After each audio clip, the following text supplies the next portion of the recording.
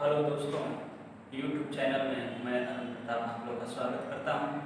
आज आप लोग के लिए टॉपिक लेकर आया हूं त्रिकोणमिति। जो 8वें लेसन में आप लोग को दिया गया है त्रिकोणमिति का परिचय, उसको आज हम लोग डिटेल में पढ़ेंगे।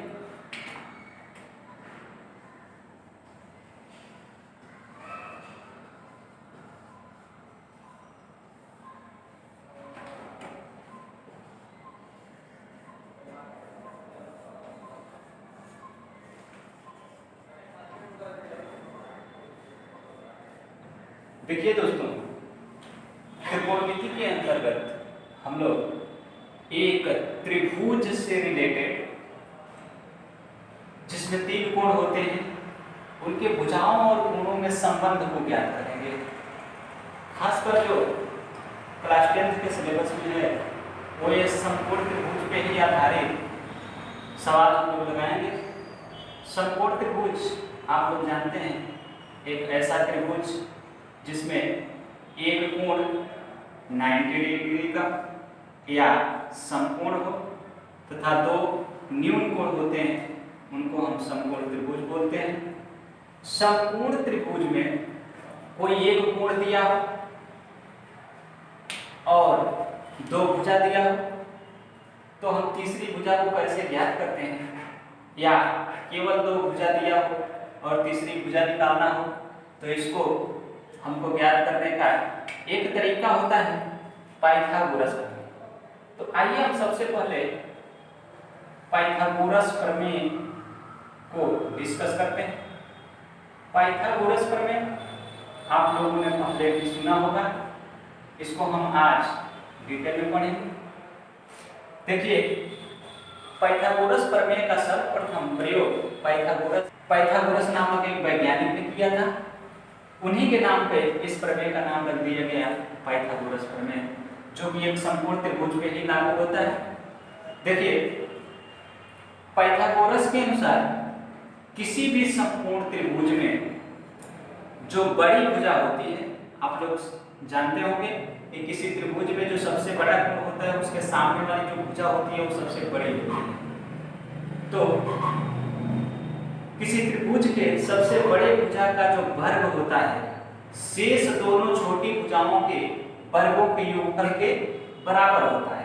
अर्थात पाइथागोरस प्रमेय के अनुसार सबसे जो बड़ी भुजा है AC का स्क्वायर बराबर AB का स्क्वायर प्लस BC का स्क्वायर। इससे हम लोग को ये पता हो रहा है कि अगर समकोण त्रिभुज में कोई 2 भुजा ज्ञात हो तो तीसरी भुजा को आसानी से हम निकाल सकते हैं। या यहाँ से AC बराबर हम निकाल लेंगे AB का स्क्वायर धन BC का स्क्वायर, या यहाँ से AC और BC हमको पता हो और AB का स्क्वायर अगर निकालना हो तो AB का स्क्वायर बराबर AC का स्क्वायर माइनस BC का स्क्वायर, या AB बराबर अंडर रूट AC का स्क्वायर माइनस BC का स्क्वायर।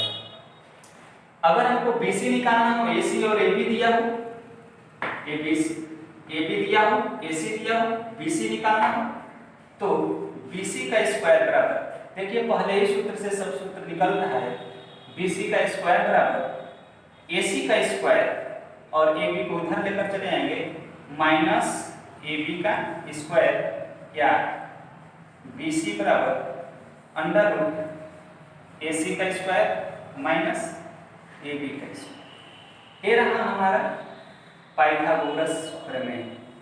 देखिए, पाइथागोरस प्रमेय के ही अनुसार अभी हम आप लोगों को बताएंगे कि एक समकोण त्रिभुज में लंब, आधार और कर्ण क्या होता है।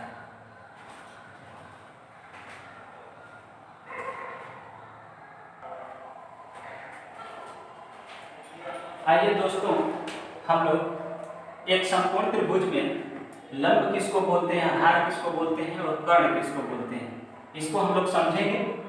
देखिए, जो समकोण के सामने जो सबसे बड़ी भुजा होती है किसी भी समकोण त्रिभुज में, उसको हम कर्ण बोलते हैं। जो बड़ी भुजा होती है, ऐसा समझ में। और जो शेष जो छोटी भुजाएं होती हैं जो आपस में मिलकर समकोण बनाती है, उसी में एक भुजा जो होती है लंब होती है और जो दूसरी भुजा होती है आधार होती है। और लंब और आधार जो होता है ये डिपेंड करता है कि किस कोण के लिए कौन लंब होगा और कौन आधार होगा। देखिए दोस्तों, अगर हम यह कोण ले ABC में, अगर कोण C के लिए अगर हम देखेंगे तो कर्ण तो हमारा फिक्स है। कोण C को अगर हम मानते हैं थीटा, अगर कोण C हमारा थीटा हो जाएगा तो इस कोण थीटा के लिए जो होगा जस्ट सामने जो भुजा होती है उसको हम लंब बोलते हैं, और जो बाकी जो समकोण बना रही है लंब के साथ उसको हम आधार बोलते हैं। अब आप लोगों को समझ में आ रहा होगा कि पाइथागोरस प्रमेय के अनुसार जो सबसे बड़ी भुजा है उसको हम क्या बोलेंगे? कर्ण। तो अगर हमको कर्ण का स्क्वायर यानी AC जो है, AC हमारा कर्ण है, AB जो है हमारा थीटा के लिए, कोण थीटा के लिए, AB बराबर लंब है और BC हमारा क्या है? आधार। तो कर्ण बराबर हम जानते हैं लंब का स्क्वायर आधार का स्क्वायर। यहां से समझ में आ रहा है।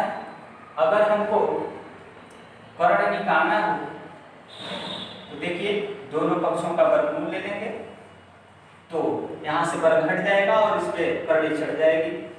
तो लंब का स्क्वायर आधार का स्क्वायर।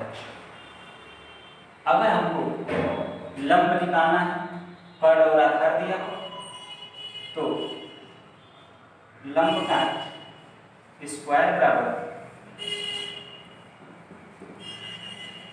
कर्ण का स्क्वायर माइनस आधार का स्क्वायर, अर्थात लंब बराबर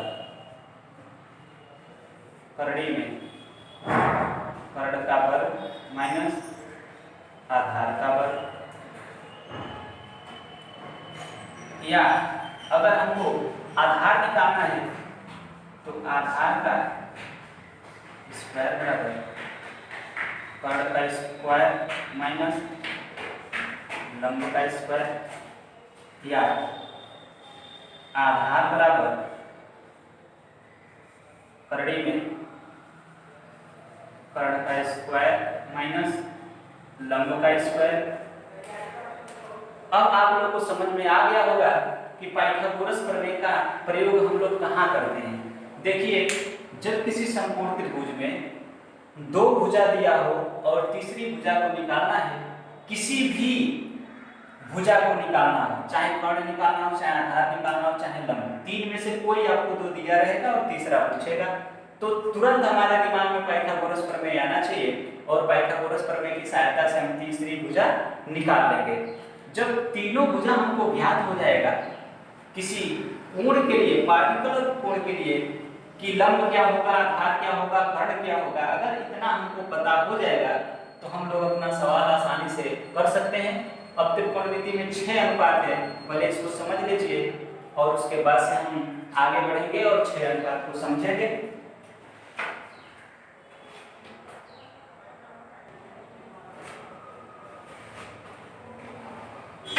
देखिए दोस्तों, फिर से हम लोग सीखेंगे लंब और आधार और कर्ण। देखिए, अगर इस कोण की बात की है, अगर यहीं पे अगर कोण थीटा की बात की जाए तो इसके सामने जस्ट लंब होता है और आप इसको दिमाग में बैठा लीजिए कि जो समकोण के सामने वाली भुजा होगी वो हमेशा कर्ण होगी। लंब और आधार ही आपस में बदलेंगे, कर्ण हमेशा फिक्स रहेगा। अगर इस कोण की बात करें हम भाई, तो इस कोण के सामने वाली जो भुजा होगी वो होगी हमारी लंब और जो दूसरी भुजा बचती है वो हो जाएगी आधार। है समझ में? अगर लंब, आधार और कर्ण निकालना हम सीख जाएंगे एक समकोण त्रिभुज में, तो पाइथागोरस प्रमेय का यूज करके और आगे जो त्रिकोणमितीय अनुपात जो होंगे, जो कोणों और भुजाओं में संबंध बताएंगे, उसको हम आसानी से निकाल सकते हैं और मैक्सिमम सवाल हम इस पे कर लेंगे इस कंसेप्ट पे।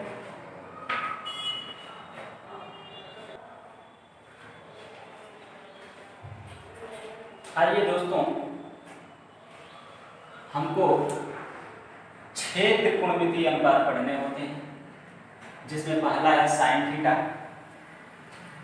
जो कोण और भुजाओं में संबंध को दर्शाता है। दूसरा है कास थीटा, तीसरा है टेन थीटा, चौथा है काट थीटा, पांचवा है सेक थीटा और छठा है कोसेक थीटा।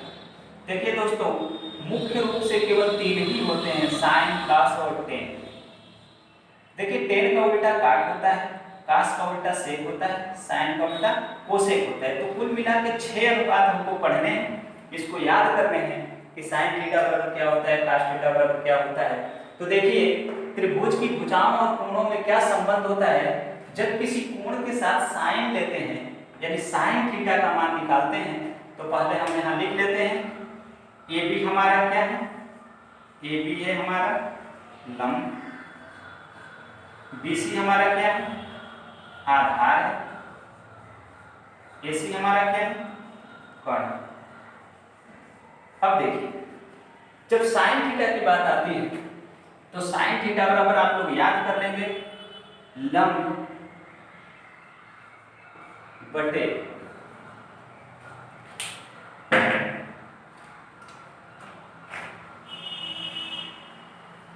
कर्ण होता है, इसको याद कर लेंगे हम लोग। कास थीटा बराबर जो होता है आधार बटे कर्ण होता है।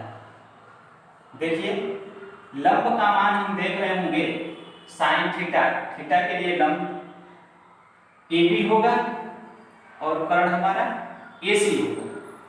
देखते चलिए, देखिए लंब हमारा ए बी है, कर्ण हमारा ए सी है। तो साइन थीटा बराबर जब हम जानते हैं लंब बटे कर्ण होता है, तो ए बी बटे ए सी लिख देंगे। आधार बटे कर्ण कास थीटा का मान होता है, तो आधार हमारा बी सी है और कर्ण हमारा ए सी है, तो लिख लेंगे बी सी बटे ए सी। इसी प्रकार टेन थीटा बराबर होता है लंब बटे आधार, लंब बटे आधार। तो लंब देखिए, लंब हमारा ए बी और आधार है हमारा बी सी, तो ए बी बटे बी सी।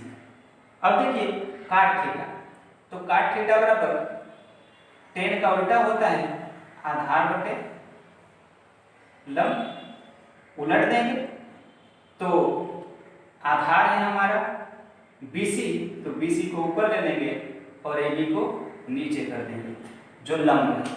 अब आता है सेक थीटा, तो सेक थीटा बराबर होता है कर्ण बटे आधार। देखिए, सेक जो है आपका कास थीटा का उल्टा होता है, उसमें आधार बटे कर्ण है, तो कर्ण का मान हमारा AC है, आधार BC है, तो AC बटे BC लिख देंगे।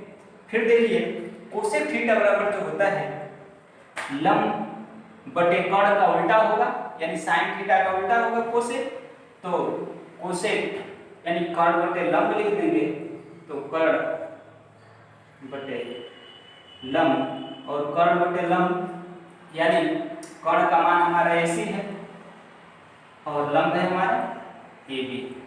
देखिए दोस्तों, इन 6 अनुपात को अगर आप याद कर लेते हैं और पाइथागोरस प्रमेय निकालना सीख लेते हैं, तो इससे हमारे 10th के मैक्सिमम सवाल आपके सॉल्व हो जाएंगे इस पहले ही लेक्चर से। इसके बाद हम धीरे धीरे आपके चैप्टर को सॉल्व करेंगे और आप लोग सारे स्टेप बाय स्टेप देखेंगे।